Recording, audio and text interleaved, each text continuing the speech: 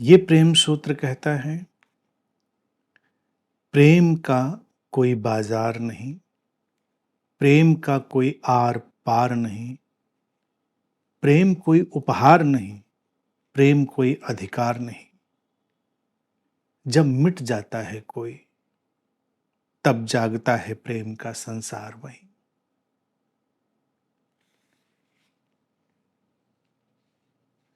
प्रेम न बाड़ी उपजे, प्रेम न हाट बिकाए, जो शीश दे वही घर ले जाए। कबीर ने कहा इसको। प्रेम सूत्र भी एक अलग ढंग से कहता है कि प्रेम का कोई बाजार नहीं है जहां से उसको खरीद लाओगे। प्रेम का कोई आर पार भी नहीं है, कोई सिरा मिलता नहीं। कहां से उस सिरे को पकड़ूं, कहां से सुलझा लूं, शुरू करूं कहां से, कहां खत्म करूं ये कहानी। कोई सिरा हाथ आता नहीं। जितना उसको सुलझाते हैं, जितना उसको समझते हैं, उतने सिरे हमारे हाथों से दूर छिटक कर अनंत अस्तित्व में फैलते चले जाते हैं। हम कोई सिरा तलाश नहीं पाते, हम कोई कारण नहीं तलाश पाते। क्यों है ये प्रेम, क्यों उभरता है?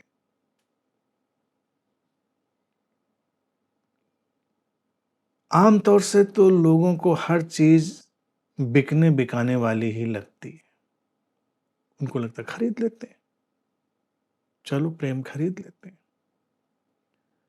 प्रेम खरीदने के वो तमाम आयोजन करते हैं,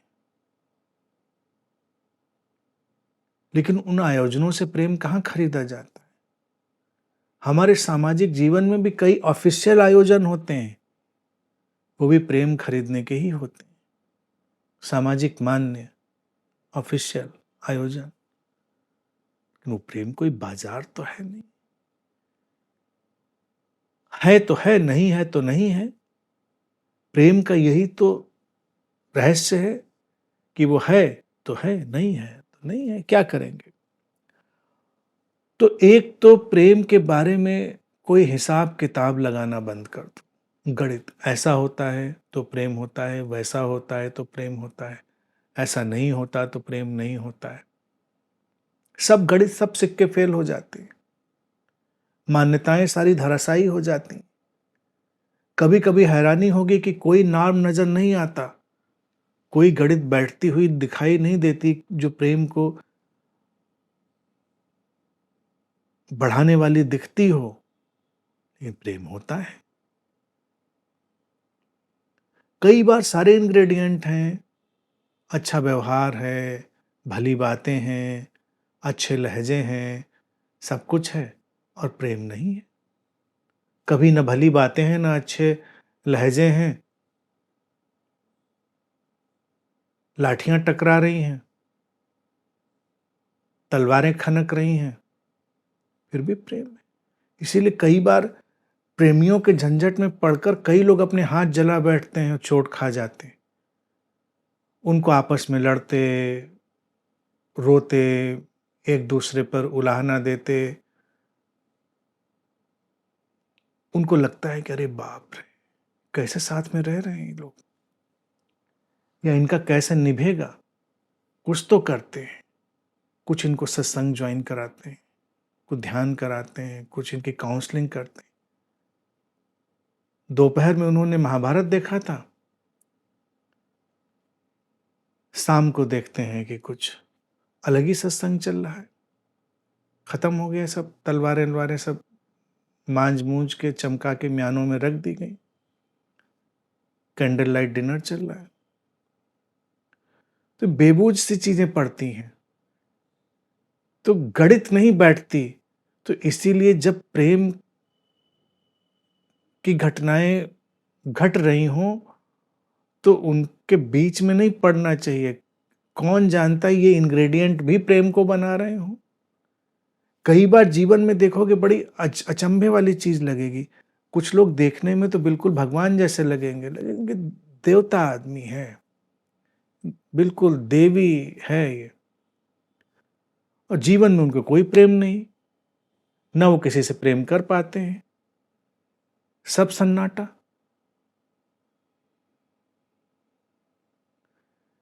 क्योंकि देवी और देवता से प्रेम का रिश्ता नहीं है। कुछ चीजें हो सकता है मिसिंग हो, कोई गैजेट ऐसा हो सकता है कि फिनिशिंग और मेक सब बहुत बढ़िया है, लेकिन कुछ इग्नाइट करने वाला जो मुख्य बिंदु हो वही गायब हो, वही कनेक्शन न जुड़ा हो, वो तार न जुड़ा हो, तो वहां भी प्रेम नहीं हो सकता। तमाम ऐसे समाज में लोग मिल जाएंगे, तथाकथित वो देवी देवता जैसे होंगे, तो वो बैठकर फिर प्रेम की निंदा करेंगे, फिर वो प्रेम को जितना भी लतिया गरिया सकते हैं वो करेंगे, और फिर कहेंगे नहीं नहीं, इंसान से प्रेम नहीं, परमात्मा से या अपने माता पिता से प्रेम करना, वो परम पिता से प्रेम करो। कि क्या क्षुद्र मलमूत्र की देह से प्रेम करते हो, उस देह से प्रेम करो जिनमें कोई मलमूत्र नहीं। कौन सी देह, कौन सा परमात्मा? ये सब बकवास फिर वही लोग बैठकर करते हैं, उनको हम भी संतों की तरह पूजते भी। प्रेम को हमेशा मानकर चलो, प्रेम जिंदा जीवंत होता है।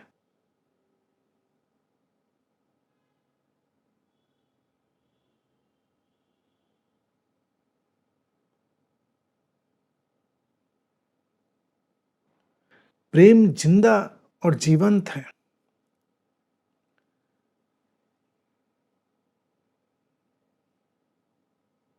मित्र कहते हैं कि तो फिर रहीमन धागा प्रेम का मत तोड़ो चटकाए, ये सब भी इररिलेवेंट है। नहीं, इररिलेवेंट नहीं है। खुद मत तोड़ो, लेकिन किसी को देखकर मत तय करो कि उसने तोड़ डाला। हम तोड़ेंगे तो मुश्किल होगी, तब तो हम अपनी चेतना से, अपने चैतन्य से, अपने होशो हवास में तोड़ रहे हो। तो रहीम वहां पर बिल्कुल सही है, मत तोड़ो चटकाए। तोड़ दोगे नहीं जुड़ेगा, जुड़े गांठ पड़ जाए तो गांठ पड़ जाएगी, जुड़ेगा।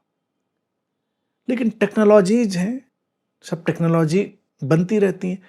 बाहर से देखने वाले के लिए ये मुश्किल है, लेकिन अंदर से देखने वाले के लिए जो उस खेल में, उस लीला में शामिल है, वो कई बार धागे तोड़ देना भी धागे जोड़ देने का नया आयोजन होता है। वो धागे सामान्य व्यक्ति की तरह से नहीं जोड़ तोड़ रहा होता है, वो एक जुलाहे की तरह। यार जुलाहे, ऐसा भी बिनना तो सिखा दे। कभी कोई धागा कहीं टूट जाता है, फिर गिरह लगाकर तू आगे बढ़ जाता है, लेकिन वो गिरह कहीं दिखाई नहीं देती। कैसे कर लेता है तू यार जुलाहे? ऐसा बिनना मुझको भी सिखला दे। जुलाहे की तरह फिर बिनना होता है। गिरहें गांठें लगती हैं और गायब हो जाती। कपड़ा बिन गया और पता भी नहीं चला कि गांठ कहां गई। लेकिन ये तब जब वो प्रेम के ताने बानों से कपड़ा बुना जा रहा है। लेकिन लोग ताने बाने से कपड़ा नहीं बुनते हैं, वो प्रेम का लंगड़ लड़ाते हैं। लंगड़ देखा है कभी? एक धागा ले लेते हैं बच्चे और उसमें कोई पत्थर बांध लेते हैं, फिर वो आपस में लड़ा लड़ा के खींचते हैं, टूट जाता है। और उसी प्रेम, उसी लंगड़ से वो पतंगे उतंगे उड़ रही होती हैं, फेंक के उनको गिराते हैं। पत्थर बांध के लंबे धागे को फेंका। तो प्रेम कोई लंगड़ नहीं है। लंगड़ में धागे टूटेंगे, फंसेंगे तो फिर मुश्किल भी होगी, तकलीफ भी होगी। प्रेम तो उस जुलाहे वाले कपड़े की तरह से बुना जाएगा, धागे तोड़े जाएंगे, तोड़कर फिर बिन दिए जाएंगे। गांठें उसकी खूबसूरती को और बढ़ा देंगी। लेकिन जब रहीम कहते हैं कि मत तोड़ो चटकाए, तो ये चेतन रूप से है कि जैसे खूबसूरत कोई लम्हा है, कोई जीवंतता का लम्हा है, उस पर आक्रामक मत हो, उसको सचेतन रूप से नुकसान मत पहुंचाओ। प्रेम के धागे को तोड़ने का अभिप्राय ये नहीं है कि किसी भावुकता को तोड़ देना। भावुकताएं तो टूटेंगी ही। प्रेम तो सारी भावुकताओं को अवशोषित कर लेने वाला है। भावुकता बीमारी है। मैं हमेशा कहता रहा हूं, प्रेम संवेदनशीलता की नदी है। प्रेम संवेदनशीलता से बह रहा है, भावुकता से उसका कोई लेना देना नहीं। भावुक लोग बहुत सारी ऐसी चीजें करेंगे जो जीवंतता को तोड़ने वाली हों। प्रेम हम किसको कहते हैं, यही तो प्रेम सूत्र बता रहे हैं, और यही प्रेम सूत्र बताएंगे हर कोण से, हर विस्तार से कि प्रेम क्या है। प्रेम जीवंतता का वो एक पल है जिसको हमें नष्ट नहीं कर देना, वो होगा प्रेम के धागे को तोड़ देना। प्रेम के धागे को तोड़ देना ये नहीं है किसी से हमने 10 दिन बात नहीं करी, चलो हमें तुमसे बात नहीं करनी।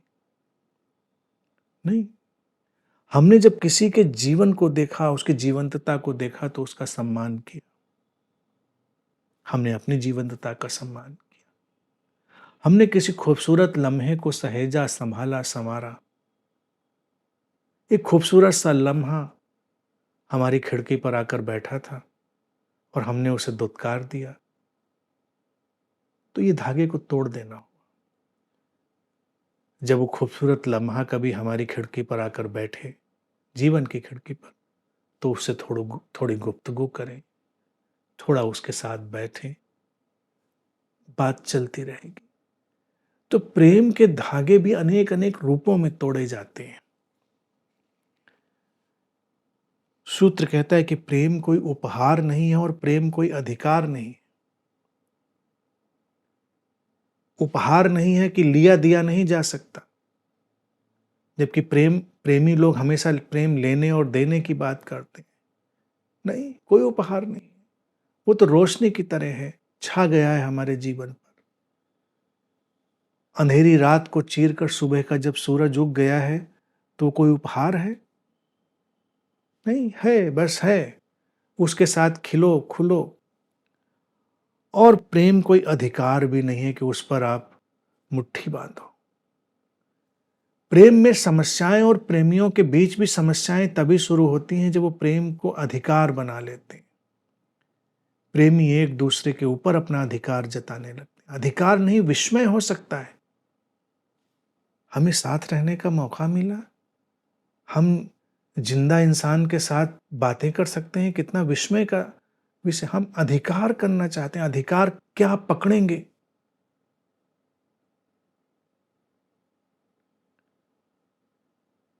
धीरे धीरे प्रेमी इतने अधिकार वाले हो जाते हैं कि वो पजेसिवनेस की बीमारी में ग्रस्त हो जाते हैं।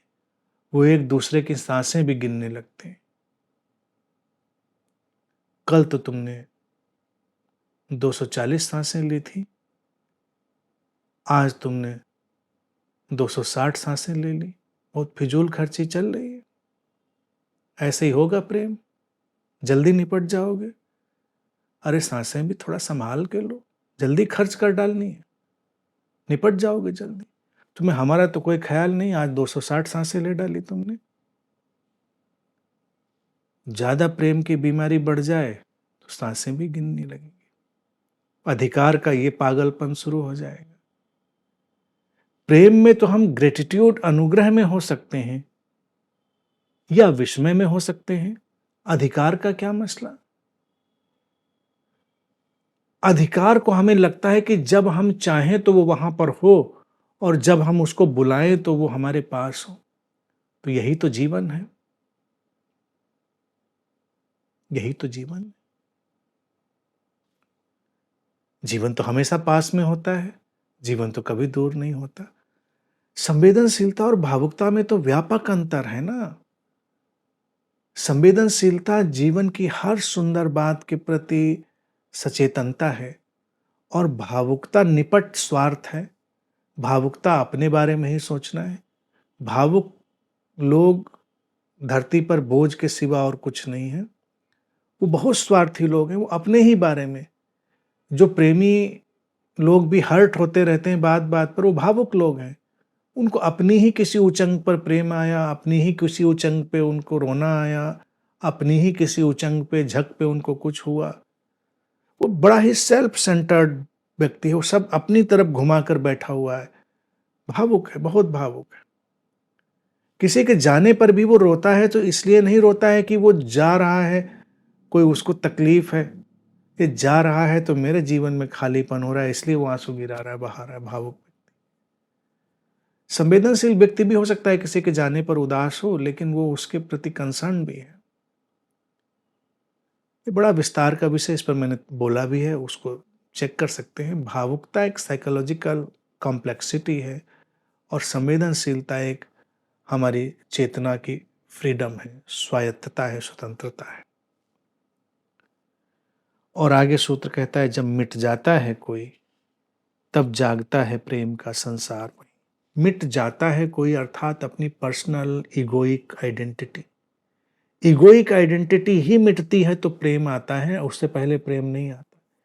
इगोइक आइडेंटिटी कोई भी लेबल, कोई भी चीज से उलझ कर अपने को, वो जो अहंकार, पर्सनलाइज्ड ईगो है, वो बनाती है। और व्यक्ति जब प्रेम में नहीं होता, प्रेम से दूर होता है, तब उसकी वो आइडेंटिटी जो होती है, उसकी जो पहचान होती है, वो हमेशा उलझने से बनती, उलझा रहता है, हर जगह उलझा है। जितना वो उलझता है उतना ही उसको अपने होने का एहसास होता है, अन्यथा तो इतना मरा पिटा है उसको एहसास ही नहीं होता अपने होने का। रेस्टोरेंट जाएगा तो वहां बवाल, घर में होगा तो वहां बवाल।